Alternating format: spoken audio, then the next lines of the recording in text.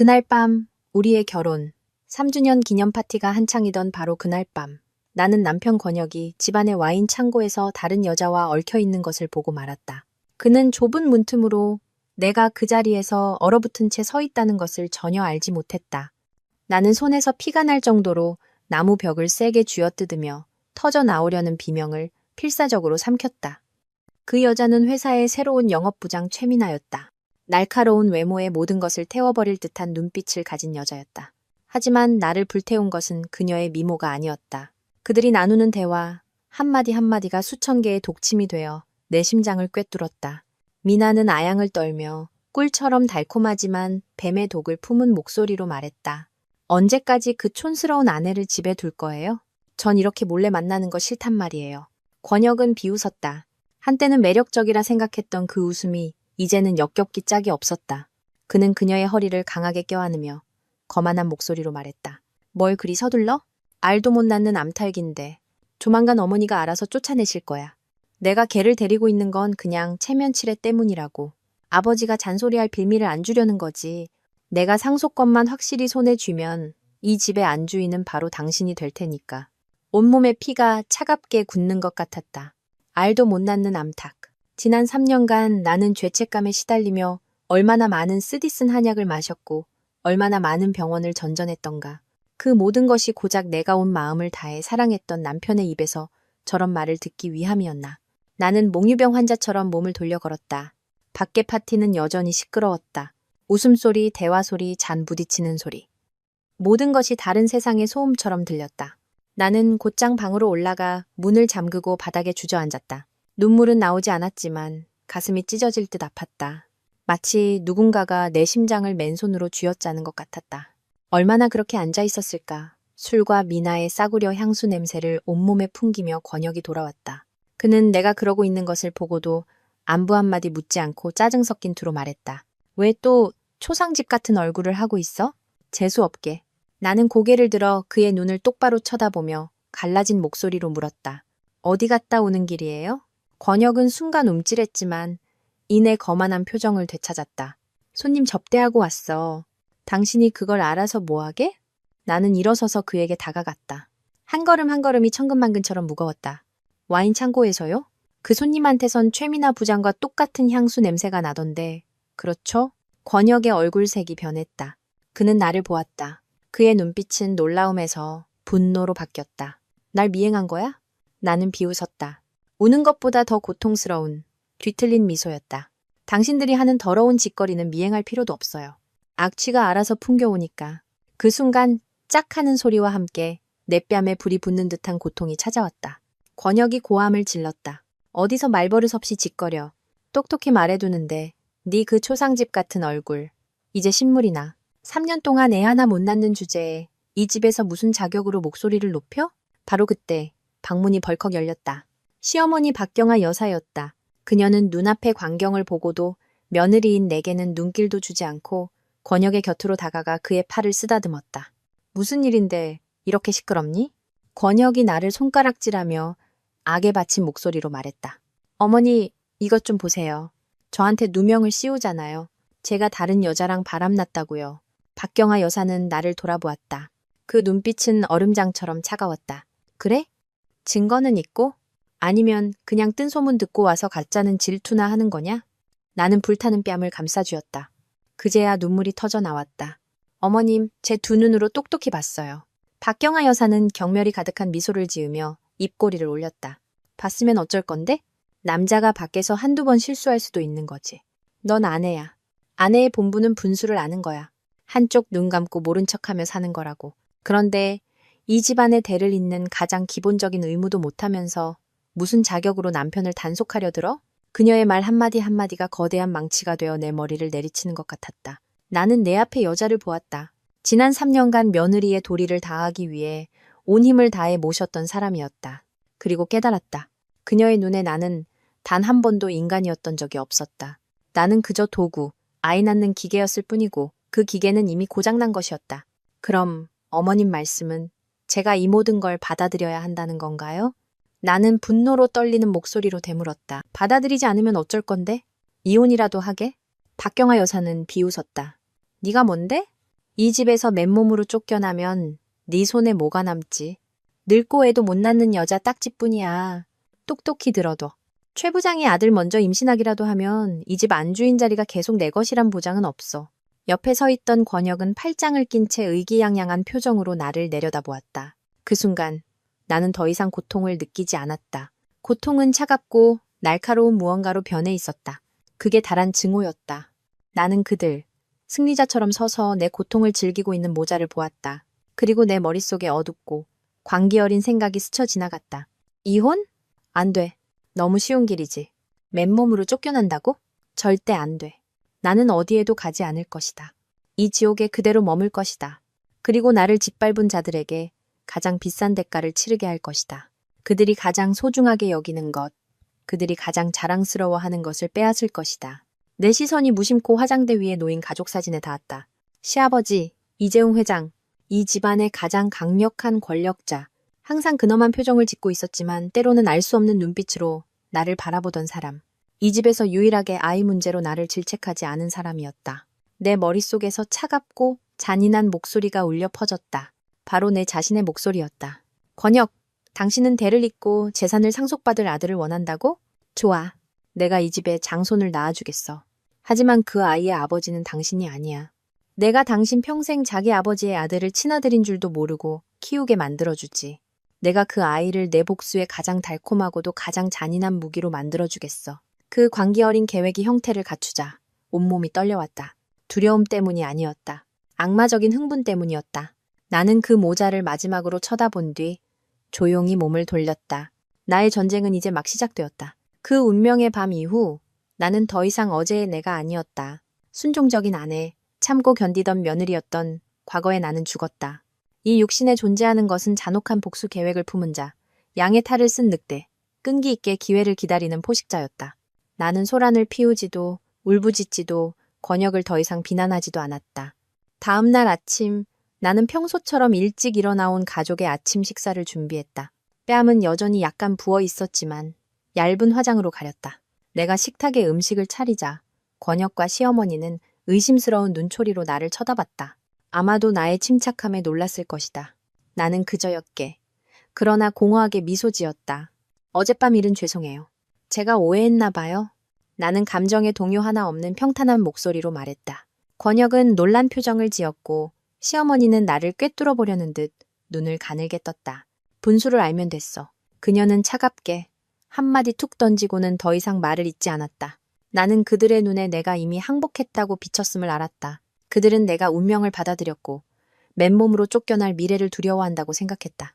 하지만 그들은 틀렸다. 이것은 항복이 아니었다. 호랑이를 사냥하기 위한 전략적인 후퇴였다. 먼저 호랑이의 경계심을 풀어야 했다. 그리고 내가 노리는 호랑이는 권혁이 아니라 이 숲의 가장 강력한 존재, 시아버지 이재용 회장이었다. 그는 60에 가까운 나이에도 여전히 풍채가 당당했다.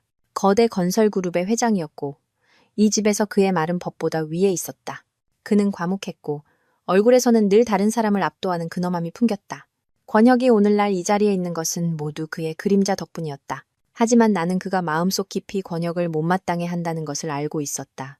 권혁이 관리하는 자회사의 경영 보고서를 보며 그가 한숨 쉬는 것을 여러 번 들었다. 밤새 이어진 유흥에 대해 자랑스럽게 떠드는 권혁의 말을 들으며 고개를 젓는 것을 여러 번 보았다. 이재용 회장은 일과 사업에 모든 것을 바친 사람이었고 평생 일군 제국을 물려받을 만한 자격 있는 후계자를 갈망했다. 바람기 많고 능력 없는 권혁은 분명 그가 찾는 인물이 아니었다. 이것이 바로 그의 약점이었고 나의 미끼였다. 나는 변하기 시작했다. 더 이상 권혁을 챙기는데 시간을 낭비하지 않았다. 대신 시아버지의 일에 대해 연구하는 데 시간을 쏟았다. 모든 경제 잡지를 읽고 부동산 시장 동향을 면밀히 살폈으며 그의 그룹이 추진하는 프로젝트에 대해 공부했다. 나는 그가 매일 아침 서재에서 차를 마시며 신문을 읽는 습관이 있다는 것을 알았다. 나는 더 일찍 일어나 그가 가장 좋아하는 철관음차를 우려내 그가 일어나기 전에 그의 책상 위에 단정히 놓아두기 시작했다. 처음에는 그는 아무 말도 하지 않았다. 그저 나를 힐끗 쳐다볼 뿐이었다. 하지만 나는 실망하지 않고 매일 조용히 그 일을 반복했다. 그러던 어느 날 아침 내가 차주전자를 내려놓자 그가 갑자기 입을 열었다. 너도 차를 마실 줄 아느냐? 나는 깜짝 놀랐지만 이내 평정을 되찾았다. 아, 잘은 모르지만 이 차가 건강에 좋고 정신을 맑게 해준다고 들었어요, 아버님.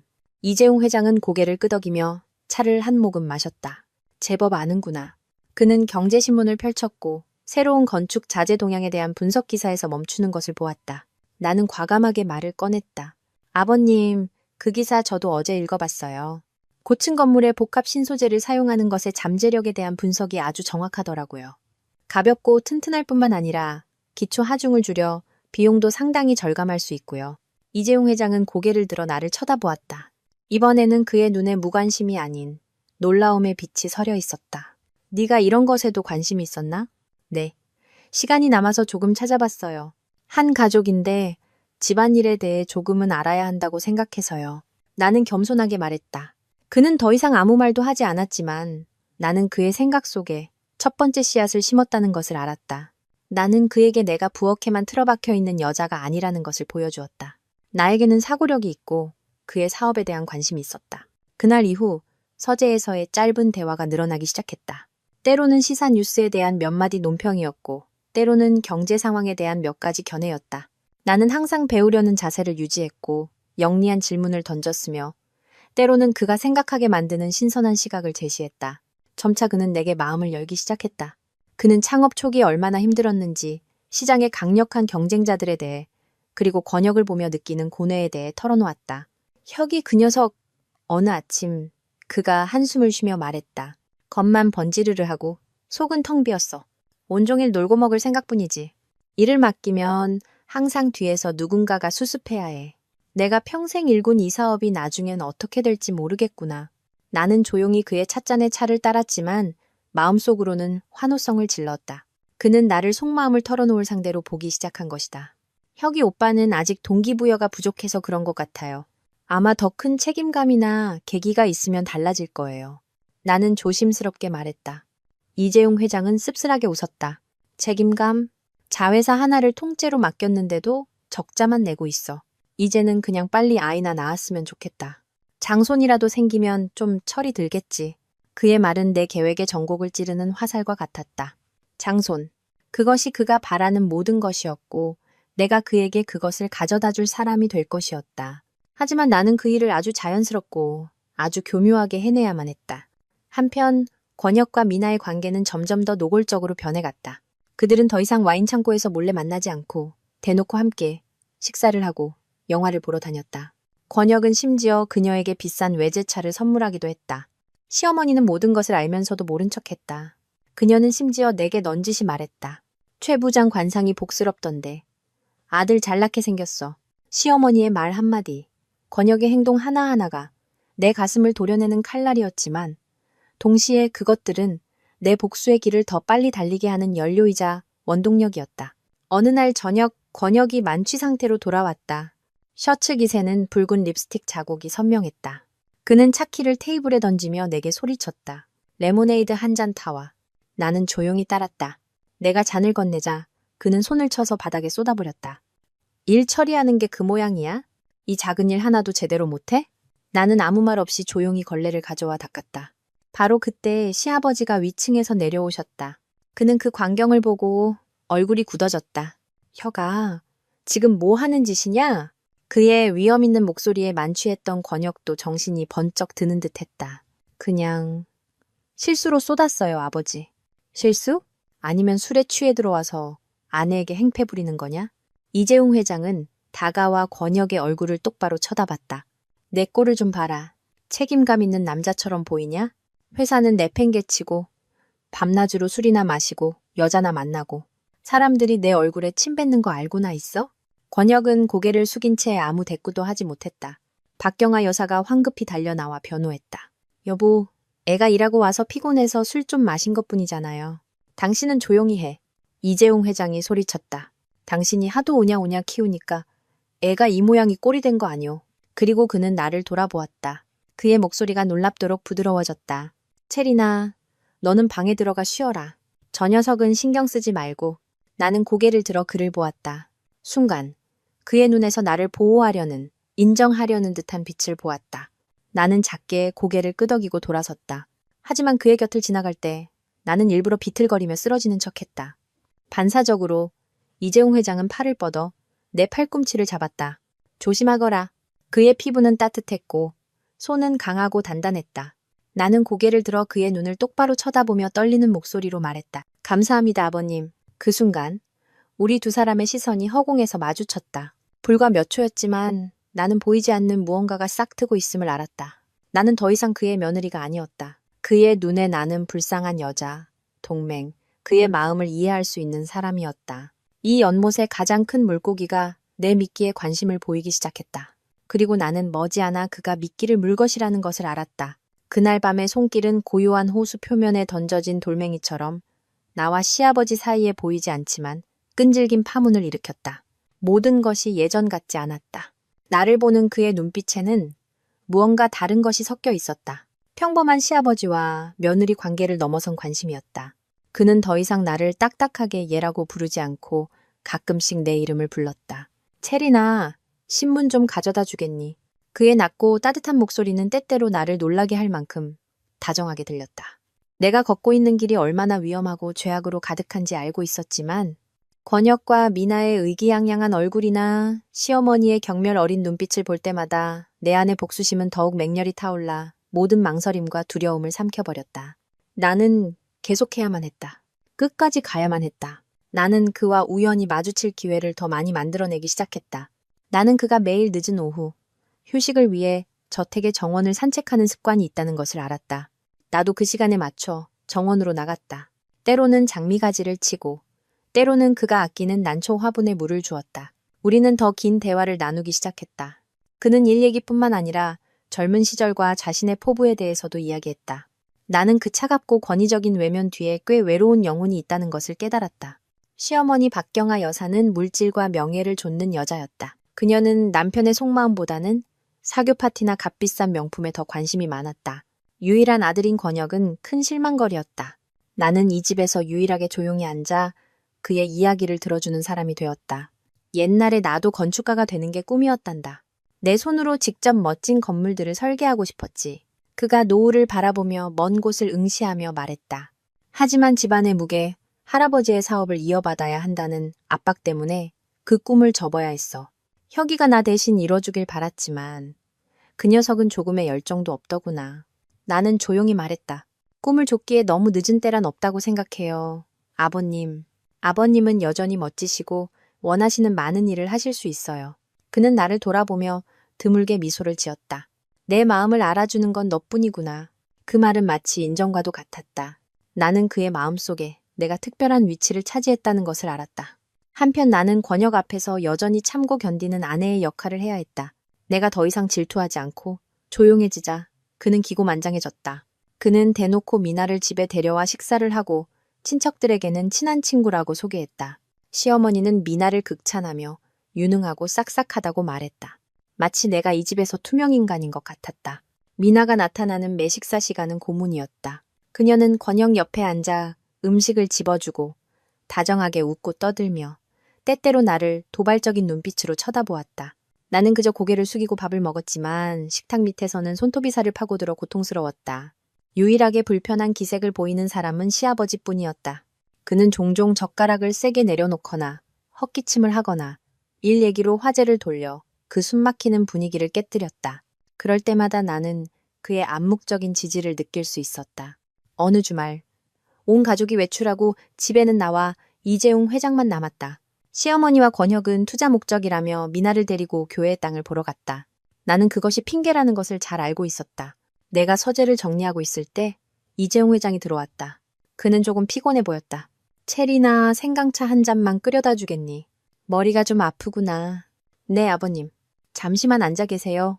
나는 서둘러 따랐다. 내가 차를 가지고 들어갔을 때 그는 창가에 서서 밖을 내다보고 있었다. 불편하지 않으냐? 그가 갑자기 물었다. 나는 그가 권혁과 미나의 일을 묻고 있다는 것을 알았다. 나는 잠시 침묵하다가 조용히 대답했다. 불편하다고 해서 달라질 게 있나요? 아마 제 팔자가 사나운가 봐요. 팔자는 스스로 개척하는 것이다. 그가 돌아서서 내게 더 가까이 다가왔다. 너는 똑똑하고 강인한 여자다. 그런 대접을 받을 사람이 아니야. 그는 아주 가까이 서 있었다. 나는 그의 몸에서 은은하게 풍기는 남성적인 향을 맡을 수 있었다. 이 거리는 위험했다. 나는 고개를 숙이며 목이 맨 목소리로 말했다. 하지만 제가 뭘 할 수 있겠어요. 저는 배경도 돈도 없고 아이도 낳지 못하는데요. 어머님과 혁이 오빠 말이 맞아요. 제 손에는 아무것도 없어요. 나는 일부러 눈물 몇 방울을 흘렸다. 나는 그의 손이 허공에서 망설이다가 이내 내 어깨 위에 가볍게 얹히는 것을 느꼈다. 그의 손은 따뜻하고 단단했고 기묘한 안정감을 주었다. 누가 너한테 아무것도 없다고 하더냐? 너에게는 아무나 가질 수 없는 지혜와 섬세함이 있다. 그는 내 어깨를 가볍게 두드리며 말했다. 울지 마라. 모든 게 다 잘 될 것이다. 나는 고개를 들어 눈물이 그렁그렁한 눈으로 그를 똑바로 쳐다보았다. 아버님, 저 정말 너무 힘들어요. 차라리 저를 지켜줄 사람이 있었으면 좋겠어요. 그 말은 한탄이자 동시에 유혹이었다. 나는 그의 목을 대가 움직이는 것을 보았다. 나를 보는 그의 눈빛은 더 이상 며느리를 보는 아버지의 눈빛이 아니었다. 한 남자가 한 여자를 보는 눈빛이었다. 연민과 존중, 그리고 억눌린 욕망이 담겨 있었다. 그는 깊은 숨을 들이쉬고는 천천히 손을 거두었다. 쉬어라. 혁이 일은 내가 알아서 처리하마. 그는 마치 자신의 생각으로부터 도망치려는 듯 서둘러 방을 나갔다. 나는 그의 뒷모습을 보며 미소 지었다. 나는 그가 내가 놓은 덫에 완전히 걸려들었다는 것을 알았다. 그는 나를 보호하고 싶어 했고 내 버팀목이 되고 싶어 했다. 동풍은 이미 불기 시작했고 나는 이제 작은 불씨 하나만 있으면 이 숲 전체를 불태울 수 있었다. 내 계획은 절반의 길을 걸어왔다. 나는 이재용 회장과 특별한 유대감을 형성하는 데 성공했다. 이제 마지막 한 방, 모든 경계를 무너뜨리고 그의 머릿속에 있는 죄악적인 생각을 행동으로 옮기게 할 만큼 강력한 사건이 필요했다. 그리고 그 기회는 폭풍우가 몰아치던 어느 날 밤 찾아왔다. 권혁과 시어머니는 친구의 생일 파티에 가서 늦게 돌아올 예정이었다. 거대한 저택에는 나와 시아버지 단둘만 남아있었다. 밖에서는 폭풍우가 울부짖고 천둥 번개가 하늘을 가르며 집 전체를 흔들었다. 갑자기 펑 하는 소리와 함께 집안의 모든 불이 꺼지고 온 공간이 어둠에 잠겼다. 나는 서재에서 들려오는 이재용 회장의 목소리를 들었다. 체리나, 괜찮으냐? 나는 알았다. 바로 지금이 나의 시간이라는 것을. 칠흑 같은 어둠이 저택을 집어삼켰고 유리창을 때리는 빗소리와 멀리서 울리는 천둥 소리만이 들려왔다. 나는 부엌에 서서 세차게 뛰는 심장을 진정시켰다. 바로 이거야. 이 밤, 이 폭풍우, 모든 것이 내 계획을 위해 준비된 무대였다. 괜찮아요, 아버님. 거기 그대로 계세요. 제가 금방 초 가지고 갈게요. 나는 목소리가 떨리지 않도록 애쓰며 대답했다. 나는 서랍을 더듬어 양초 몇 개와 성냥갑을 찾아냈다. 촛불을 켜자 노란 불빛이 내 얼굴 위에서 춤을 추며 벽에 기이한 그림자를 드리웠다. 나는 촛대를 들고 이재용 회장의 서재를 향해 천천히 걸어갔다. 무거운 나무 문이 살짝 열려 있었다. 나는 조심스럽게 문을 밀고 안으로 들어갔다. 그는 창가에 서 있었다. 번개가 치는 하늘을 배경으로 그의 큰 실루엣이 도드라져 보였다. 내 손에 들린 희미한 촛불빛에 그가 돌아섰다. 초를 찾았구나. 기특하구나. 그의 목소리는 한결 가벼워 보였다. 나는 책상 위에 촛불을 놓았다. 불빛이 그의 얼굴을 비추자 나는 그의 넓은 이마에 어린 약간의 불안감을 읽을 수 있었다. 아버님, 어둠을 무서워하세요? 나는 불쑥 물었다가 이내 스스로가 무례했다고 느꼈다. 그는 나지막이 웃었다. 그렇다기보다는 모든 것을 통제할 수 없는 느낌이 싫어서 그렇다. 나는 침묵했다. 그의 뜻을 이해했다. 그는 평생 권력을 쥐고 모든 것을 자신의 통제하에 두는 데 익숙한 사람이었다. 어둠, 불확실성은 그를 불편하게 만들었다. 나는 몇 개의 초를 더 가져와 방 곳곳에 놓았다. 방은 점차 밝고 아늑해졌다. 나와 그는 소파에 앉았다. 아무도 말을 하지 않았고 오직 빗소리와 촛불이 타들어가는 소리만이 들렸다. 분위기는 기묘하게 숨막혔다. 나는 내가 이 침묵을 깨야 한다는 것을 알았다. 아버님, 내가 입을 열었다. 혁이 오빠 때문에 많이 실망하셨죠? 내 직설적인 질문에 이재용 회장은 잠시 멈칫했다. 그는 나를 쳐다보았다. 그의 날카로운 눈빛이 내 마음을 꿰뚫는 것 같았다. 왜 그렇게 묻느냐? 그냥 그렇게 느껴져서요. 나는 그의 눈을 피하지 않고 똑바로 마주 보았다. 아버님 눈에서 피로가 보여요. 너무 오랫동안 모든 것을 짊어지고 오셨어요. 거대한 제국을 건설하셨지만 유일한 후계자는 아버님을 안심시켜드리지 못하고 있죠. 아버님의 가장 큰 걱정은 돈이 아니라 이 가문의 혈통 그대를 잇는 문제라는 걸 알아요. 내가 뱉은 말 한마디 한마디가 그의 가장 깊은 곳에 숨겨진 마음을 건드리는 듯했다. 그의 굳은 표정이 서서히 풀리며 그 자리에 깊은 슬픔이 자리 잡았다. 그는 대답 대신 무거운 한숨을 내쉬었다. 그 한숨은 천마디의 인정보다 더 많은 것을 말해주었다. 나는 일어나 방구석의 작은 바로 가서 독한 위스키 한 잔을 따랐다. 나는 그것을 그의 앞에 내밀었다. 한 잔 하시고 몸 좀 녹이세요. 오늘 밤은 길어질 것 같네요. 그는 나를 올려다보고 다시 술잔을 보았다. 잠시 망설이던 그는 이내 잔을 받아들고 단숨에 들이켰다. 호박색 액체가 그의 목을 타고 내려가며 마음속의 답답함도 조금은 씻어내는 듯했다. 그는 말하기 시작했다. 압박감과 기대, 그리고 아무도 나누지 못했던 외로움에 대해. 박경아 여사는 한 번도 자신을 진정으로 이해한 적이 없었고 권역은 쌓을 줄은 모르고 무너뜨리기만 한다고 했다. 때때로 내가 평생 이렇게 노력하는 게 무엇을 위한 것인지 자문하곤 한다.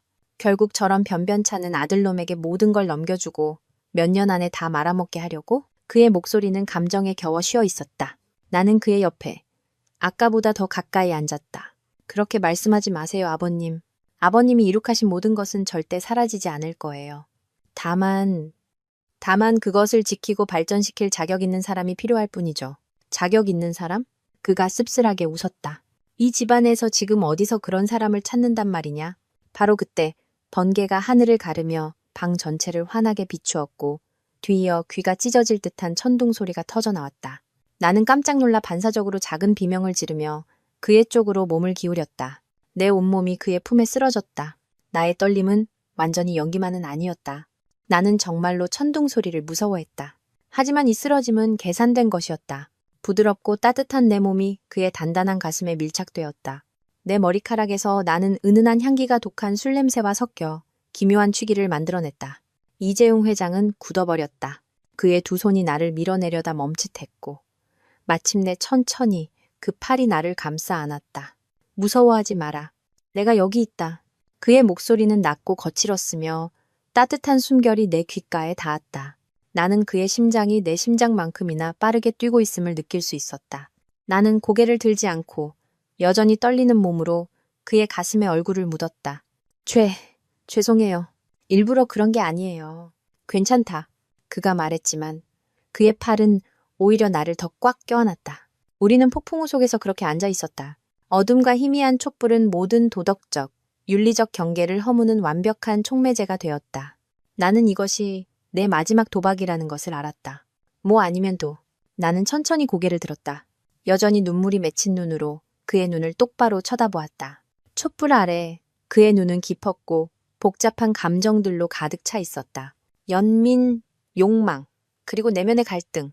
아버님, 나는 비단결처럼 부드러운 목소리로 속삭였다. 저 이제 어떻게 해야 해요? 너무 외로워요.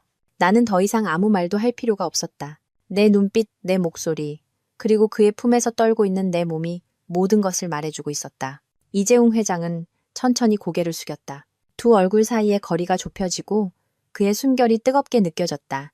나는 눈을 감았다. 무슨 일이 일어날지 알았다. 그것은 역겨웠다. 죄악이었고 옳다고 여겨지는 모든 것에 반하는 일이었다. 하지만 그것이 내 복수를 위한 유일한 길이기도 했다. 순간 권혁과 미나의 모습이 머릿속에 다시 떠올랐다. 시어머니의 경멸, 어린 미소, 뺨에 남은 불타는 고통. 분노가 다시 치밀어 오르며 내 마음속에 미약한 죄의식의 불꽃을 꺼뜨렸다. 이것이 그들이 치러야 할 대가였다. 그의 입술이 내 입술에 그것은 달콤하지도 낭만적이지도 않았다. 죄악으로 맺어진 계약의 낙인이자 돌이킬 수 없는 비극의 시작이었다. 그날 밤, 울부짖는 비바람 속에서 나는 스스로를 죄악의 심연으로 밀어넣었다.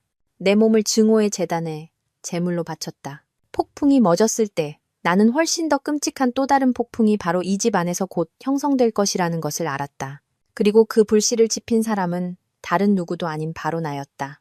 다음 날 아침 내 방에서 눈을 떴을 때 모든 것은 원래대로 돌아와 있었다. 하지만 나는 어떤 것들은 영원히 변해버렸다는 것을 알았다. 나와 시아버지의 관계는 더 이상 단순하지 않았다. 그것은 어두운 비밀이었고 우리 둘을 함께 묶는 보이지 않는 족쇄였다. 그 폭풍우 치던 밤 이후 나와 시아버지의 관계에는 기묘한 정적이 흘렀다. 우리는 집안에 다른 사람이 있을 때는 서로의 시선을 피했다. 서재에서의 대화도 더 이상 없었다. 하지만 그 침묵은 거리감이 아니라 너무나 큰 비밀을 공유한 두 사람이 느끼는 숨막히는 암묵적 이해였다. 이재용 회장은 내 눈을 피했고 나는 그를 볼 때마다 죄책감과 혐오감이 마음속에서 들끓었다. 내가 무슨 짓을 한 거지? 내가 대체 어떤 인간이 되어버린 거지? 그 질문들이 매일 밤 나를 괴롭혔다. 하지만 거실에서 미나와 다정하게 통화하는 권혁을 볼 때마다 남의 맏며느리는 벌써 예쁜 아들을 낳았다더라며 넌지시 나를 비꼬는 시어머니의 말을 들을 때마다 증오는 다시 한번 승리했다. 나는 스스로에게 되뇌었다. 나는 틀리지 않았어. 이 길은 그들이 나를 몰아붙여 걷게 만든 길이야. 나는 계속해야 했다. 내 계획을 완수해야 했다. 나는 아이가 필요했다. 이재용 회장의 아이. 그것이 나의 유일한 목표이자 궁극의 무기였다. 하지만 모든 것이 쉽지는 않았다. 어떻게 하면 아무에게도 의심받지 않고 시아버지의 아이를 임신할 수 있을까? 나는 권혁과의 관계를 회복하는 척하기 시작했다. 더 이상 그에게 쌀쌀맞게 대하지 않았다. 그가 좋아하는 음식을 만들고 그의 일에 대해 먼저 물었다. 천성이 단순한 권혁은 내가 완전히 굴복했고 자신의 외도를 받아들였다고 생각했다. 그는 매우 의기양양해했다. 진작 그렇게 분수를 알았으면 좋았잖아. 얌전히 아내 노릇이나 해. 내가 당신을 손해보게 하지는 않을 테니. 그는 미나에게 문자를 보내면서 내게 그렇게 말했다. 나는 그저 미소 지었다. 순종적인 척하는 거짓 미소였지만 마음속으로는 비명을 지르고 있었다. 나에게는 권혁의 접근이 완벽한 위장막으로 필요했다. 그것이 훗날 내 뱃속의 아이를 정당화해 줄 것이었다. 동시에 나는 시아버지에게 다시 접근할 방법을 찾아야 했다. 그의 회피는 나를 불안하게 만들었다. 만약 그가 모든 것을 끝내기로 결정한다면 내 계획은 수포로 돌아갈 것이었다.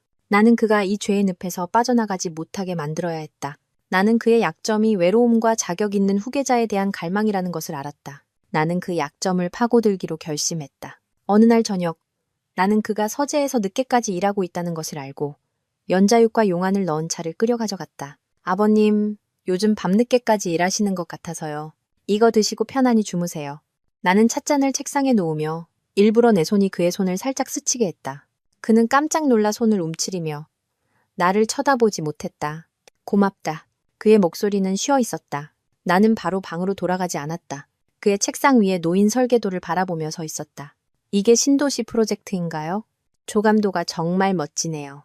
나는 자연스럽게 말을 걸었다. 이재용 회장은 대답하지 않을 수 없었다. 우리는 다시 일에 대해, 프로젝트에 대해 이야기했다. 그리고 나는 대화를 내가 원하는 방향으로 이끌었다. 혁이 오빠가 아버님 짐을 조금이라도 덜어드릴 수 있으면 좋을 텐데요. 그 오빠는 똑똑하긴 한데 아직 사업에 전념하지 않아서 그런 것 같아요. 나는 일부러 권혁을 좋게 말했고 이는 그를 놀라게 했다. 네가 그 녀석을 원망하지 않느냐.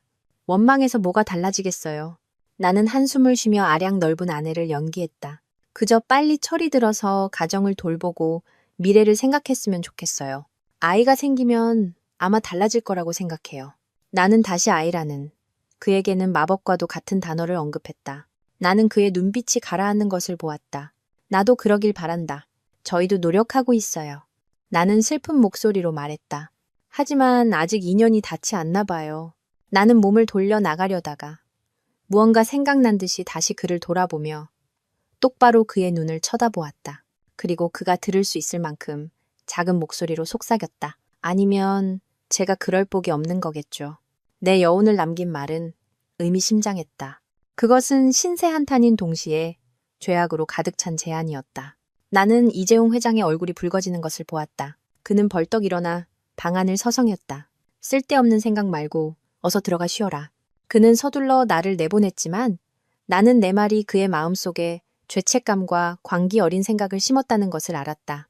아마 그 자신조차 인정하고 싶지 않은 생각이었을 것이다. 그는 장손을 갈망했다. 명목상으로 나는 이 집안에 그것을 가져다 줄 수 있는 유일한 사람이었다. 하지만 나와 권혁 사이의 아이는 소식이 없었다. 그 잔인한 현실과 우리 사이에 이미 벌어진 죄악이 그의 생각을 다른 방향으로 몰아가고 있었다. 며칠 후 그가 나를 서재로 불렀다. 이번에는 그는 피하지 않았다. 그는 문을 안에서 잠갔다. 체리나, 그가 말했다. 그의 목소리는 심하게 갈라져 있었다. 내가 많이 생각했다.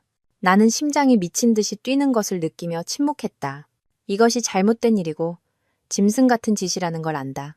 하지만 이 사업을 다른 놈 손에 넘겨줄 수는 없다. 우리 이씨 가문의 대를 끊기게 할 수는 없어. 나는 여전히 침묵하며 내가 가장 기다렸던 말을 그가 하기를 기다렸다. 그는 다가와 내 두 어깨를 잡았다. 그의 눈은 욕망과 절망이 뒤섞인 불꽃으로 타오르고 있었다. 나에게 아이를 낳아다오. 마침내 그가 그 말을 했다. 나는 안도의 한숨을 내쉬었지만 여전히 경악한 척했다. 아버님, 무슨 말씀이세요? 어떻게 그런 일이... 저는 혁이 오빠 아내잖아요. 아무도 모를 것이다. 그의 목소리는 단호했다. 아이가 태어나면 이씨성을 달고 이 집안의 장손이 될 것이다. 서류상으로는 권역의 아들이고 유일한 상속자가 될 것이다. 내가 너와 그 아이의 미래를 보장하마. 너는 더 이상 어떤 서러움도 겪지 않게 될 것이다. 그 말을 들으며 나는 혐오감과 동시에 희열을 느꼈다. 그는 자신의 사업을 위해 천륜을 어기는 짓도 서슴지 않았고 나 또한 내 증오를 위해 어떤 수단도 가리지 않았다. 우리는 사실 같은 부류의 인간이었다. 나는 즉시 대답하지 않았다. 침묵을 길게 끌며 그를 초조하게 만들었다. 마침내 나는 조용히 고개를 끄덕였다. 두 줄기 눈물이 뺨을 타고 흘러내렸다. 저는 이 가문을 위해서 모든 것을 할 거예요. 나는 비극적인 목소리로 말했다. 이재용 회장은 나를 힘껏 껴안았다. 안다. 이 은혜는 평생 잊지 않으마. 그때부터 바로 이 집 안에서 우리의 은밀하고 죄악으로 가득 찬 관계가 시작되었다. 나는 권역 옆에서는 현모양처를 연기하고 틈을 타 시아버지와 함께 있어야 했다. 그럴 때마다 나는 반쯤 죽어가는 기분이었지만 복수심이 나를 다시 일으켜 세웠다. 나는 베란이를 신중하게 계산하고 모든 것을 완벽하게 계획했다. 그리고 마침내 내가 가장 기다렸던 순간이 왔다. 어느 날 아침 임신 테스트기에 선명한 두 줄이 나타났다. 나는 화장실에 앉아 그 작은 물건을 든 채 떨고 있었다. 나는 임신했다. 원한과 죄악으로 잉태된 이 생명이 내 몸 안에서 자라나고 있었다. 그것은 시한폭탄이었고 나의 파괴적인 무기였다. 나는 평정을 유지하려 애쓰며 방을 나섰다. 이 소식을 가장 먼저 권역에게 알렸다. 그는 잠시 멍하니 있다가 이내 환호성을 질렀다. 그는 나를 껴안고 빙글빙글 돌았다. 세상에, 내가 아빠가 된다고? 체리나, 정말 잘했어. 그는 내 뺨과 이마에 입을 맞추었다. 그가 전혀 알지 못하는 거짓된 행복이었다. 나는 그의 환한 미소를 보며 나 또한 웃었다. 승리자의 미소였다. 그는 자신의 치욕을 기뻐하고 있었고 자신의 이복동생이 태어나는 것을 환영하고 있었다. 이보다 더 달콤한 복수는 없었다. 내가 임신했다는 소식은 이씨 가문의 메마른 땅에 내리는 단비와 같았다. 권역의 태도는 완전히 달라졌다. 그는 나를 극진히 아꼈고 어딜 가나 친구들에게 곧 아빠가 된다고 자랑했다. 시어머니 박경아 여사는 겉으로는 여전히 차가운 태도를 유지했지만 속으로는 매우 기뻐한다는 것을 알 수 있었다. 그녀는 나를 위해 영양가 높은 음식을 만들기 시작했고 온갖 보약을 사다 날랐다. 이 집안의 기둥이 될 떡두꺼비, 같은 아들을 낳으려면 잘 먹어야 한다고 말했다. 여전히 실리적인 말이었지만 적어도 더 이상 투명인간 취급을 받지는 않았다. 집안에서의 내 위치는 변했다. 나는 더 이상 알도 못 낳는 암탉이 아니라 가문 전체에 가장 큰 희망을 품고 있는 사람이었다. 가장 기뻐한 사람은 아마 시아버지였겠지만 그의 기쁨은 철저히 숨겨져야 했다. 그는 단지 사소한 행동으로만 관심을 표현할 뿐이었다. 내가 걷는 것을 보면 조심하라고 일러주었고 내가 적게 먹는 것을 보면 미간을 찌푸리며 안부를 물었다. 우리 둘만 있을 때면 내 배를 바라보는 그의 눈빛은 기쁨, 걱정, 그리고 죄책감이 뒤섞인 복잡한 감정으로 가득 차 있었다. 몸조리 잘해야 한다. 필요한 게 있으면 망설이지 말고 나에게 말하거라. 드물게 서재에서 단둘이 있게 되었을 때 그가 내게 말했다. 나는 조용히 고개를 끄덕였다. 나는 이 변화를 즐기고 있었다. 온 가족의 관심과 보살핌을 받는 느낌을 즐기고 있었다. 나를 위해 간식을 사러 분주하게 뛰어다니는 권역을 보며 극도의 희열을 느꼈다. 그는 자신이 친동생을, 훗날 자신의 철천지원수가 될 아이를 돌보고 있다는 사실을 까맣게 모르고 있었다. 하지만 그 평화로운 날들은 오래가지 못했다. 내가 임신 3개월 차에 접어들었을 때 새로운 폭풍이 닥쳐왔다. 권역의 내연녀인 미나가 자신도 임신했다고 통보해온 것이다. 이 소식은 우리 가족의 환희 속에 터진 폭탄과도 같았다. 저녁 식사 자리에서 온 가족에게 이 소식을 전한 것은 권역이었다. 그는 기쁘면서도 당혹스러운 표정이었다. 미나 씨도 임신했대요. 그는 내 눈을 똑바로 쳐다보지 못하며 말했다. 식탁은 순식간에 얼어붙었다. 나는 멍해졌고 손에 들고 있던 젓가락이 그릇 위로 쨍하는 소리를 내며 떨어졌다. 또 임신이라고? 어떻게 이렇게 절묘한 타이밍에? 가장 먼저 반응한 사람은 시어머니였다. 그녀는 화를 내기는커녕 오히려 기뻐하는 듯했다. 정말이니?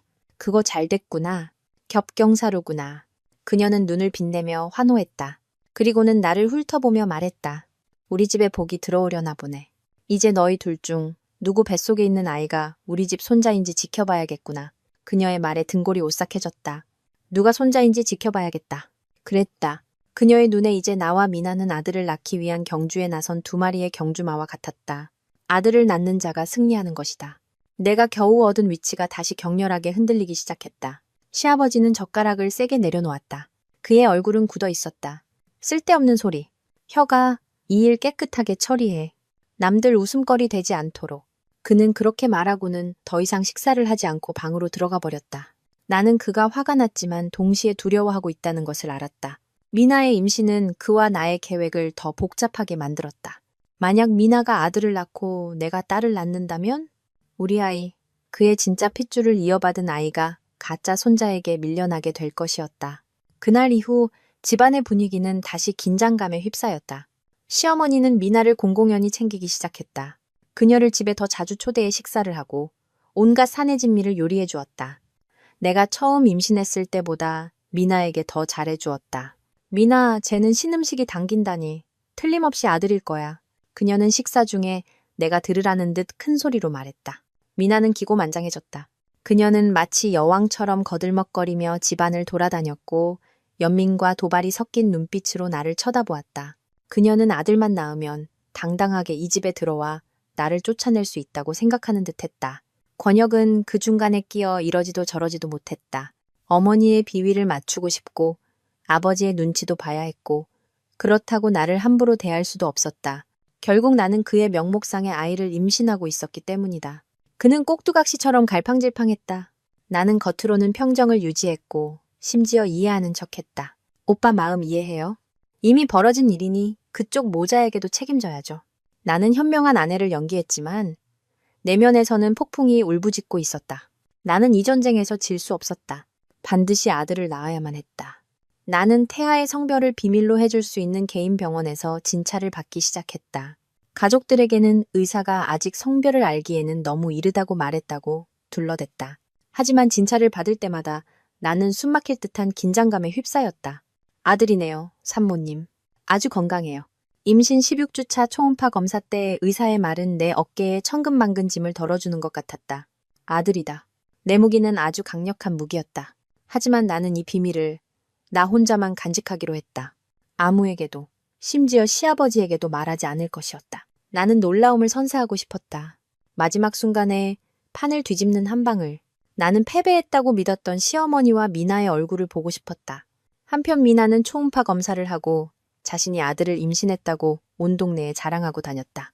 시어머니는 금이라도 발견한 듯 기뻐했다. 그녀는 아직 태어나지도 않은 손자를 위해 온갖 비싼 아기용품을 사들였고 모든 것은 파란색이었다. 그녀는 내가 딸을 임신했다고 확신했기 때문에 나를 점점 더 냉대했다. 뭐, 딸이라도 괜찮아. 언니 동생 있으면 집안 분위기도 좋지. 그녀는 마치 은혜를 베푸는 듯한 말투로 내게 말했다. 나는 그저 미소 지었다. 마음껏 즐기세요. 마음껏 의기양양해 하세요. 당신들의 웃음은 그리 오래가지 않을 테니까. 그들의 경멸은 내 복수심을 더욱 강하게 만들었다. 나는 조용히 마지막 전쟁을 준비하기 시작했다. 나는 그들이 지는 것뿐만 아니라 완전히 몰락하기를 원했다. 나는 미나의 회사 업무에 대해 알아보기 시작했다. 회계 감사 분야에서 일하는 친구에게 부탁해 미나가 담당하는 프로젝트들을 검토해달라고 했다. 그리고 나는 충격적인 사실을 발견했다. 미나가 권역의 도움을 받아 유령 계약을 통해 회사에서 상당한 금액의 돈을 빼돌리고 있었던 것이다. 그들은 만일의 사태에 대비해 도망갈 길을 준비하고 있었다. 나는 그 증거를 손에 쥐었다. 마치 폭탄을 쥔 것 같았다. 나는 그것을 지금 터뜨리지 않을 것이다. 나는 기다릴 것이다. 내 아이가 태어나는 날까지.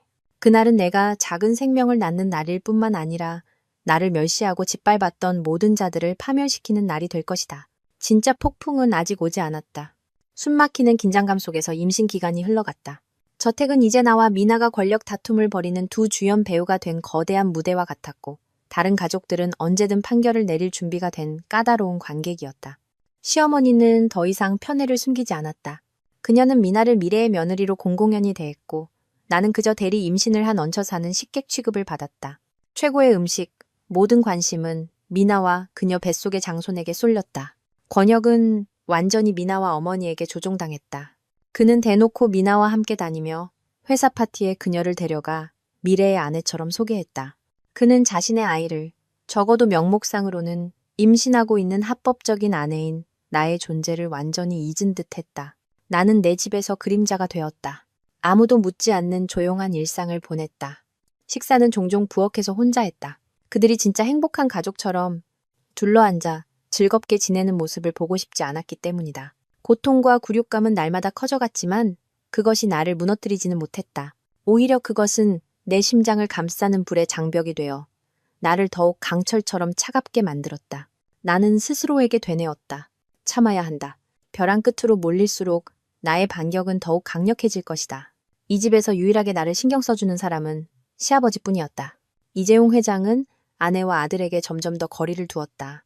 그는 자주 서재에서 혼자 식사했고 시어머니와의 말다툼은 날이 갈수록 잦아졌다. 당신 요즘 이상해요. 혁이가 곧 대를 이을 아들을 낳을 텐데 온 가족이 기뻐하는 마당에 왜 그렇게 초상집 같은 얼굴을 하고 있어요? 설마 그 맏며느리가 아쉬워서 그래요? 시어머니가 쏘아붙이는 소리를 여러 번 들었다. 이재용 회장은 보통 당신이 뭘 안다고 그래. 두고 봐. 이 집안이 당신 내모자 때문에 시끄러워질 테니라며 고함을 칠 뿐이었다. 그는 나를 공개적으로 보호할 수 없었다. 그랬다가는 우리의 끔찍한 비밀이 드러날 것이기 때문이다. 그 무력감은 분노로 변했고 그는 그것을 권혁에게 쏟아부었다. 그는 회사의 경영을 더욱 엄격하게 옥죄기 시작했고 권혁의 불필요한 모든 지출을 막았다. 권혁은 더 이상 미나에게 돈을 대주거나 명품, 고급차를 사줄 수 없게 되자 짜증을 내기 시작했다. 아버지, 요즘 왜 저러시는지 모르겠어. 꼭 폭군 같다니까. 당신이 아버지께 말씀 좀 잘 드려주면 안 될까? 권혁이 나를 찾아왔다. 몇 달 만에 처음으로 그는 내게 머리를 숙였다. 나는 내 앞에 있는 한때 내 남편이었던 남자를 보며 씁쓸함을 느꼈다. 그는 오직 필요할 때만 나를 찾았다. 나는 비웃으며 말했다. 전 그저 집에 얹혀 사는 여자일 뿐인데 어떻게 감히 아버님께 말씀을 드리겠어요? 차라리 최민아 씨한테 부탁해보세요. 그분은 능력도 있고 어머님 마음에 쏙 드셨잖아요. 아버님께 한마디 하면 효과가 있을지도 모르죠. 내 말은 비꼬는 동시에 도발적이었다. 권혁은 화를 내며 가버렸다. 그는 더 이상 자신의 왕국에서 왕이 아니었다. 그가 항상 자랑스러워했던 권력과 돈은 아버지에 의해 서서히 박탈당하고 있었고 그 배후에서 줄을 당기는 사람은 바로 나였다. 나는 시아버지가 이 모든 일을 나와 내 뱃속의 아이를 위해 하고 있다는 것을 알았다. 그는 우리를 위해 길을 터주고 있었다. 그는 권혁이 약해지고 모든 것을 잃게 만들어 진실이 밝혀졌을 때 그가 저항할 힘조차 없게 만들고 싶어 했다. 나와 이재용 회장의 관계는 비밀 동맹이 되었다. 말이 필요 없었다. 눈빛 하나만으로도 충분했다. 때때로 그는 서재에 나를 위한 작은 쪽지를 남겨두곤 했다. 주말에 부산으로 출장 간다. 혁이도 데려갈 테니 집에서 몸조심하거라. 또는 미나 프로젝트에 문제가 생겼다. 조사 중이니 너는 안심하고 태교에만 전념해라. 그 쪽지들은 어두운 날들 속에서 나의 유일한 위안이었다. 나는 이 전쟁에서 혼자가 아니라는 것을 알았다. 나에게는 가장 강력한 동맹이 있었다. 한편 나는 권혁과 미나의 횡령 증거를 계속 수집했다. 내 회계사 친구는 그 둘을 감옥에 보낼 수 있을 만큼 심각한 비리들을 찾아냈다. 나는 모든 자료를 복사해 안전한 곳에 보관했다. 내 폭탄은 날마다 커져갔고 그 파괴력은 더욱 끔찍해졌다. 나와 미나의 출산 예정일은 약 2주 차이였다. 내가 먼저 출산했다. 진통이 시작되자 온 가족이 허둥지둥 나를 병원으로 옮겼다. 그곳은 시아버지가 직접 지정한 비싼 국제병원이었다. 시어머니와 권혁은 놀란 듯했지만 그의 말을 거역하지는 못했다. 분만 대기실에는 권혁과 시어머니뿐이었다. 그들은 무관심한 표정으로 앉아 가끔 휴대전화를 들여다볼 뿐이었다. 그들은 책임감과 체면 때문에 그곳에 있었다. 나는 그들이 속으로 내가 딸을 낳아 미나를 집에 들일 명분을 찾기를 바라고 있다는 것을 알았다. 시아버지는 오지 않았다. 그는 급한 일이 생겼다고 했다. 하지만 나는 그가 이 근처 어딘가에서 나보다 더 초조하게 소식을 기다리고 있다는 것을 알았다. 몇 시간의 고통스러운 진통 끝에 마침내 아기의 울음소리가 울려 퍼졌다. 간호사가 나와 권혁에게 미소 지으며 말했다. 축하합니다. 3.5kg의 아주 잘생긴 왕자님이에요. 나는 권혁의 얼굴이 굳어지고 억지 미소를 짓는 것을 보았다. 시어머니는 그 자리에 얼어붙어 손에 들고 있던 핸드백을 떨어뜨렸다. 아, 아들이라고요? 그녀가 더듬거리며 되물었다. 네, 왕자님입니다. 간호사가 밝게 확인해 주었다. 나는 지친 몸으로 분만실에서 나왔지만 마음은 더할 나위 없이 통쾌했다. 내가 이겼다. 내가 아들을 낳았다. 나는 그들 모자의 망연자실한 표정을 보며 내 모든 고통이 같이 있었다고 느꼈다. 권혁이 침대 곁으로 다가와 내 품에서 잠든 아기를 보았다. 그는 억지로 미소를 지어 보였다. 당신을 많이 닮았네. 나는 웃었다. 의미심장한 미소였다. 저를 닮았지만 우리 이씨 가문의 복덩이죠, 여보. 바로 그때 시어머니의 휴대전화가 울렸다. 미나였다. 나는 수화기 너머로 미나가 울부짖는 소리를 어렴풋이 들었다. 그녀도 소식을 들은 것이 분명했다. 경주는 그녀가 결승선에 도착하기도 전에 끝나버렸다. 시어머니는 잿빛 얼굴로 전화를 끊었다. 그녀는 아무 말 없이 조용히 밖으로 나갔다. 나는 그녀의 마음이 복잡하게 얽혀있다는 것을 알았다. 미나를 며느리로 들이려던 계획, 미나가 낳은 장손을 보려던 계획, 모든 것이 물거품이 되었다. 나는 그들의 모든 길을 막아버렸다. 하지만 이것은 서막에 불과했다. 가장 큰 폭탄은 아직 터지지 않았다. 나와 아들이 퇴원해 집으로 돌아왔을 때 시아버지는 내 방 전체를 아기 천국처럼 꾸며놓았다. 그는 손자를 품에 안고 있었다. 평소의 차가운 얼굴에 감출 수 없는 행복이 어려 있었다. 그는 아기를 보고 또 나를 보았다. 그의 눈빛은 감사함으로 가득 차 있었다. 고생했다. 그는 그저 그렇게 말했지만 나는 모든 것을 이해했다. 권혁은 좋은 아빠인 척하려 애썼지만 그 어색함은 감출 수 없었다. 그는 아기를 서툴게 안았고 낯선 눈빛으로 아기를 바라보았다. 아마도 그의 잠재의식 속에서 무언가 잘못되었다는 것을 느끼고 있었을 것이다. 2주 후 미나도 출산했다. 그녀는 딸을 낳았다. 이 소식은 시어머니 모자의 모든 희망을 완전히 짓밟는 마지막 일격과 같았다. 이제 내 아들은 유일한 장손이자 이씨 가문의 논란의 여지없는 상속자였다. 전쟁은 끝난 것처럼 보였지만 나는 벼랑 끝에 몰린 짐승이 가장 위험하다는 것을 알고 있었다. 그리고 나는 기다리고 있었다. 그들의 마지막 광기 어린 행동을. 내 아들 유일한 장손의 탄생은 집안의 판도를 완전히 바꾸어 놓았다. 냉대받던 아내, 멸시받던 며느리였던 나는 순식간에 시아버지 다음으로 이 집안의 가장 강력한 여성이 되었다. 시어머니는 속으로는 불만이었겠지만 겉으로는 아무런 내색도 하지 못했다. 내 아들은 가문의 보물이자 거대한 재산을 상속받을 열쇠였다. 그녀는 나를 무시할 수 없었다. 권혁은 여전히 혼란 속에서 살았다. 그는 아빠가 되려고 노력했지만 그와 아기 사이의 유대감은 희미했다. 그는 자신이 아기를 품에 안을 때마다 배신과 증오의 결정체인 자신의 친동생을 안고 있다는 사실을 전혀 알지 못했다. 미나는 딸을 낳은 후 완전히 힘을 잃었다. 권혁은 더 이상 예전처럼 그녀에게 돈을 주지 않았고 시어머니도 그녀 모자에게 더 이상 관심을 두지 않았다. 미래의 안주인이었던 그녀는 버림받은 미혼모가 되었다. 쓰라림과 분노는 그녀를 가만히 두지 않았다. 그녀는 미친 짓을 하기 시작했다. 그녀는 권혁에게 끊임없이 전화하고 문자를 보냈다. 때로는 울고 때로는 협박했다. 우리 모자 책임져야 해. 그렇지 않으면 당신의 진짜 모습을 세상에 다 알려버릴 거야. 나는 권혁의 방을 지나가다 우연히 그녀가 전화로 소리치는 것을 들었다. 하지만 이제 권혁은 두려워하지 않았다. 네가 뭘 할 수 있는데? 내 아이는 딸이고 내 아내는 아들을 낳았어. 내 위치가 어딘지는 알아도. 그는 매정하게 대답했다. 권혁의 냉정함은 미나를 벼랑 끝으로 내몰았다. 그녀는 그들의 다정한 사진들을 내게 보내기 시작했다. 도발적인 메시지와 함께. 네가 이긴 것 같아? 한 번 배신한 남자는 두 번도 배신해. 내 아들이나 끌어안고 평생 불안에 떨면서 살아봐. 나는 그 메시지들을 보고 미소 지은 뒤 지워버렸다. 더 이상 질투는 없었다. 그저 그녀가 불쌍할 뿐이었다. 그녀는 졌지만 여전히 그것을 인정하려 하지 않았다. 하지만 나는 벼랑 끝에 몰린 여자의 관계를 과소평가했다.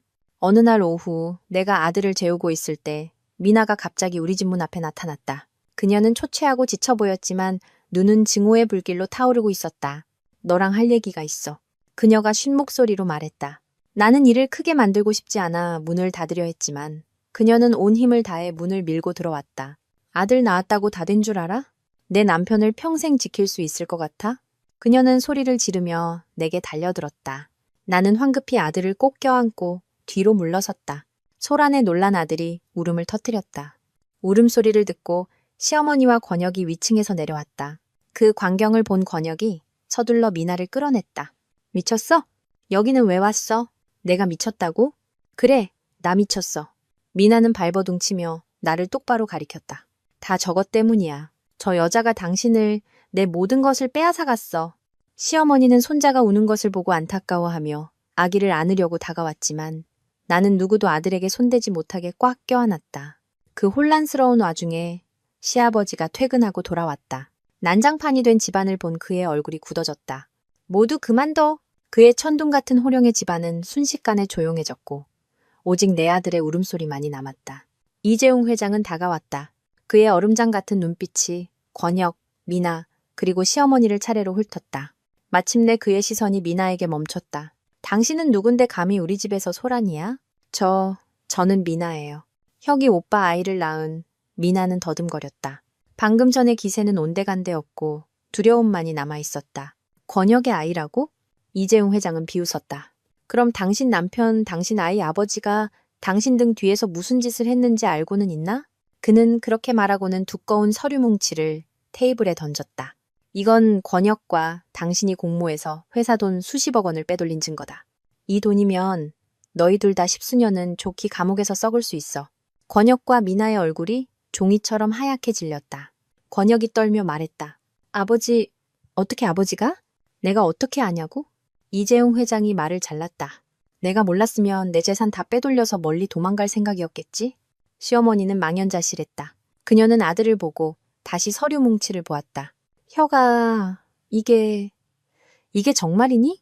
권혁은 고개를 숙인 채 아무 말도 하지 못했다. 미나는 바닥에 주저앉아 울며 애원했다. 아버님, 잘못했어요. 혁이 오빠가 시켜서 한 거예요. 저는 아무것도 몰라요. 아무것도 모른다고? 차가운 목소리가 울려 퍼졌다. 나였다. 바로 내가 기다리던 순간이었다. 나는 아들을 가정부에게 맡겨 방으로 들여보낸 뒤 작은 녹음기를 손에 들고 나왔다. 그럼 이 녹음은 어떻게 설명할 건데요? 나는 재생 버튼을 눌렀다. 미나와 권혁의 목소리가 선명하게 울려 퍼졌다. 그들은 가짜 계약서를 만드는 방법, 돈을 해외로 빼돌리는 방법에 대해 의논하고 있었다. 빨리 서둘러야 해. 영감님이 눈치채기 전에. 권혁의 목소리였다. 걱정 마, 오빠. 서류는 내가 다 처리해놨어. 아들만 낳으면 어머님도 우리 편이 될 거야. 그때가 되면 이 재산은 전부 우리 거라고. 미나의 목소리였다. 녹음이 끝나자 방 안은 죽음과 같은 정적에 휩싸였다. 모두가 경악한 눈으로 나를 쳐다보았다. 그들은 조용하고 순종적이었던 내가 이런 일을 꾸밀 수 있으리라고는 상상도 못했을 것이다. 시어머니는 비틀거리며 의자에 주저앉았다. 그녀는 나를 보았다. 그 눈빛에는 증오와 함께 두려움이 서려 있었다. 네가 이 모든 걸 계획했구나. 나는 그저 비웃었다. 어머님과 혁이 오빠가 제게 한 짓에 비하면 이 정도 계획이 대수겠어요? 권혁은 나를 괴물 보듯 쳐다보았다. 이 악독한 년, 죽여버리겠어? 그가 소리치며 내게 달려들려 했다. 멈춰! 이재용 회장이 고함을 질렀다. 한 번만 더 쟤한테 손대면 당장 감옥에 쳐넣을 줄 알아. 권혁은 멈칫했다. 그는 아버지를 보고 다시 나를 보았다. 그는 자신이 졌다는 것을 깨달았다. 처참하게. 그는 돈과 애인을 잃었을 뿐만 아니라 아버지의 신임마저 잃었다. 그는 모든 것을 잃었다. 오늘부로 이재용 회장은 단호한 목소리로 선언했다. 권혁은 회사의 어떤 업무에도 관여할 수 없다. 모든 계좌와 신용카드는 정지될 것이다. 넌 뉘우칠 때까지 이 집에서 기생충처럼 살게 될 것이다. 그리고 그는 미나를 돌아보았다. 그리고 당장 여기서 꺼져. 당신이 갓난아이를 낳은 것을 감안해 이 일은 문제 삼지 않겠다. 하지만 다시는 내 눈앞에 나타나지 마. 미나는 울며 비틀거리며 일어나 집 밖으로 뛰쳐나갔다. 바둑판은 끝난 것처럼 보였다. 나는 판도를 뒤집었고 나를 해친 자들에게 대가를 치르게 했다. 나는 그 자리에 굳어버린 권혁을, 소리 없이 울고 있는 시어머니를 보았다. 내 마음속에는 승리의 기쁨 대신 무섭도록 공허한 감정만이 남았다. 나는 복수에 성공했지만 나 자신 또한 악마가 되어버렸다. 악마의 눈물은 아무도 보지 못한다. 하지만 나는 더 끔찍한 진실, 더 큰 시한폭탄이 숨겨져 있으며 그것이 곧 터질 날이 다가오고 있다는 것을 알고 있었다. 충격적인 폭로 이후 저택은 죽음과 같은 침묵에 잠겼다. 권혁은 모든 권력을 박탈당하고 집안을 배회하는 그림자처럼 살았다. 그는 누구와도 말을 섞지 않았고 온종일 방에 틀어박혀 있다가 가끔 물건을 부수고 소리치는 소리가 들려왔다. 시어머니는 완전히 무너져 내렸다. 무능하고 탐욕스러운 아들에 대한 충격과 항상 무시했던 며느리의 실체는 오만했던 그녀를 쓰러뜨렸다. 그녀는 병석에 누워 식음을 전폐했다. 한때 웃음소리가 가득했던 집은 이제 상갓집 같은 분위기에 휩싸였다. 나는 집안의 모든 일을 도맡아 하는 사람이 되었다. 아들을 돌보고 시어머니의 약을 챙기고 가족의 식사와 생활 전반을 관리했다. 이 모든 것을 관용 때문이 아니라 내가 이 게임의 주인이라는 것을 그들에게 보여주기 위해 했다. 나는 그들이 나에게 의존하며 매일 후회와 죄책감 속에서 살아가기를 바랐다. 시아버지 이재용 회장은 나의 유일한 버팀목이 되었다. 하지만 우리 사이의 관계도 기묘하기 짝이 없었다. 우리는 동맹이었고 같은 비밀을 공유한 자들이었지만 동시에 근친상간이라는 비극의 두 죄인이었다. 사람들 앞에서는 그는 위험 있는 시아버지였고 나는 효심 깊은 며느리였다. 하지만 단둘이 있을 때면 분위기는 긴장감으로 가득 찼다. 우리는 서로의 눈을 똑바로 쳐다볼 수 없었다. 내 아들, 그 아이는 우리의 유일한 연결고리인 동시에 가장 큰 장애물이었다. 그가 아기를 품에 안을 때마다 나는 그의 눈에서 갈등을 읽을 수 있었다. 그는 아이를 사랑했다. 그것은 분명했다.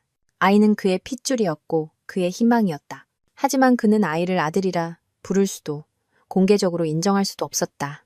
그는 단지 할아버지라는 이름 아래 아이를 사랑할 수밖에 없었다. 아이가 클수록 너를 닮아가는구나. 드물게 그가 내게 말했다. 나는 깜짝 놀랐다.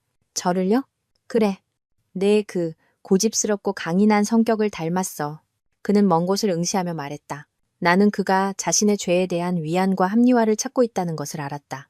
아이는 나를 전혀 닮지 않았다.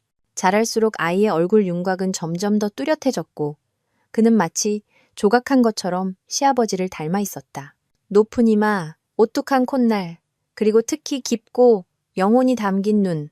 누구든 그 아이를 보면 이재용 회장의 축소판이라고 생각할 것이었다. 이 사실은 나를 두렵게 만들기 시작했다. 이 비밀을 얼마나 더 숨길 수 있을까? 시어머니는 병상에 누워 있었지만 어머니의 눈은 여전히 날카로웠다. 어느 날 내가 아들을 안고 그녀를 찾아갔을 때 그녀는 아기의 얼굴을 뚫어져라 쳐다보았다. 왜 이렇게 낯이 익지? 그녀가 속삭였다. 나는 뜨끔해서 황급히 다른 이야기로 화제를 돌렸다. 아무래도 어머님 친손자니까 익숙하게 느껴지시나 봐요. 하지만 나는 의심의 씨앗이 그녀의 마음속에 심어졌다는 것을 알았다. 날이 갈수록 그 의심은 커져갔다. 그녀는 나와 이재용 회장의 행동을 주시하기 시작했다. 그가 유별나게 아기에게 관심을 쏟는 것을 보았고 나와 그가 가끔씩 의미심장한 눈빛을 교환하는 것을 보았다. 그리고 마침내 모든 것을 터뜨린 사건이 일어났다. 바로 내 아들의 돌잔치 날이었다. 이재용 회장은 모든 친척과 친구, 중요한 사업 파트너들을 초대해 성대한 파티를 열기로 결정했다. 그는 이재용 그룹의 유일한 상속자의 탄생을 온 세상에 공식적으로 알리고 싶어 했다. 파티는 화려하게 진행되었다. 나는 멋진 옷을 입은 아들을 안고 이재용 회장 옆에 서서 손님들을 맞았다. 마치 여왕이 된 기분이었고 모든 시선이 우리 모자에게 쏠렸다. 부러움과 질투가 섞인 시선들이었다. 권혁도 참석했지만 그는 구석에서 혼자 술을 마시며 분노에 찬 눈으로 우리를 쳐다볼 뿐이었다. 파티가 절정에 달했을 때 이재용 회장이 손자를 안고 무대에 올라 자랑스럽게 연설하고 있을 때 시어머니가 갑자기 나타났다. 그녀는 건강이 좀 나아졌지만 여전히 초췌해 보였다. 그녀는 무대로 올라와 이재용 회장의 손에서 마이크를 빼앗았다. 잠깐만요. 그녀의 목소리는 떨렸지만 연 회장 전체를 침묵시키기에는 충분했다. 모두 축하하기 전에 제가 분명히 해야 할 것이 있습니다. 모두가 무슨 일이 벌어지고 있는지 몰라 어리둥절했다. 이재용 회장이 미간을 찌푸렸다. 지금 뭐 하는 거요? 당장 내려와요. 안 내려가요. 시어머니는 눈물을 흘리며 소리쳤다. 반드시 진실을 밝혀야겠어요.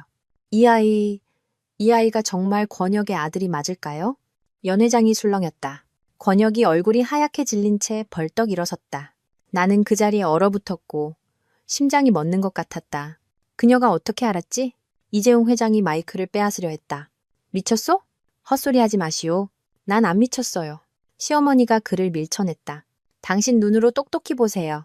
이 아이 얼굴을 자세히 보라고요. 누구를 닮았는지, 혁이를 닮은 구석이 단 하나라도 있냐고요. 아니면 전혀 다른 사람을 쏙 빼닮았는지. 그녀는 이재용 회장의 얼굴을 손가락으로 가리켰다. 당신을 똑같이 닮았잖아요. 내 남편인 당신을. 끔찍한 침묵이 면 회장을 뒤덮었다. 모든 시선이 이재용 회장과 나 그리고 내 품에 안겨 어리둥절해하는 아기에게 쏠렸다. 어제 내가 몰래 당신과 이 아이의 머리카락을 뽑아서 유전자 검사를 의뢰했어요. 시어머니가 흐느끼며 말했다. 그리고 여기 그 결과가 있어요. 그녀는 종이 한 장을 높이 쳐들었다. 결과에 따르면 두 사람은 친부자 관계가 확실합니다. 가장 큰 폭탄이 터졌다. 그것은 파티뿐만 아니라 그 자리에 있던 모든 사람의 명예와 인생을 파괴했다. 모든 것이 산산조각 났다. 유리잔 깨지는 소리, 사람들의 수군거림, 쉴 새 없이 터지는 카메라 플래시 소리가 들렸다. 이재용 회장은 핏기 하나 없는 얼굴로 그 자리에 얼어붙었고 권혁은 상처 입은 짐승처럼 울부짖었다. 그는 무대로 뛰어올라 미친 눈으로 외쳤다. 아니야. 그럴 리가 없어. 말해. 네. 입으로 직접 말하라고. 그가 내 멱살을 잡고 거세게 흔들었다. 나는 저항하지 않고 그를 바라보았다. 내 눈빛이 가장 확실한 대답이었다. 그는 나를 놓고 비틀거리며 뒤로 물러섰다. 그는 존경하면서도 두려워했던 자신의 아버지를 보았다. 아버지, 왜 저한테 이런 짓을 하셨어요? 이재용 회장은 대답하지 않았다. 그는 그저 돌처럼 서 있을 뿐이었다. 이재용 제국의 왕은 이제 만백성 앞에서 발가벗겨졌다. 시어머니가 미친 듯이 웃기 시작했다. 하하하. 행복한 가족, 장손. 전부 다 쇼였어. 더러운 쇼. 그녀는 웃다가 울다가 무대 위로 쓰러졌다. 우리 가족은 하룻밤 사이에 온 세상의 웃음거리가 되었다. 내 복수는 성공했다. 아주 완벽하게. 나는 모든 것을 파괴했다. 하지만 눈앞의 혼돈을 두려움에 질려 비명을 지르는 내 어린 아들을 보며 나는 자문했다. 내가 얻은 것은 무엇인가? 나는 이겼다. 하지만 이 승리의 대가는 너무나 비싼 것이 아니었을까?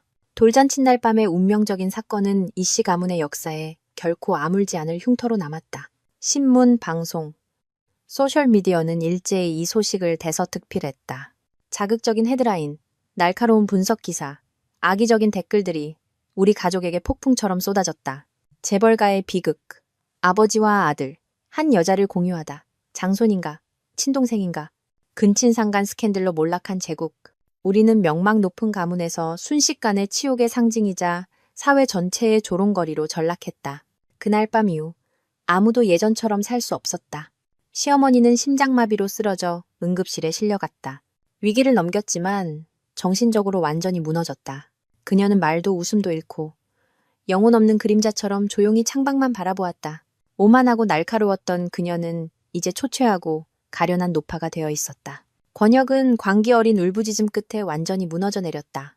그는 더 이상 소리치거나 물건을 부수지 않았다. 무서울 정도로 조용해졌다.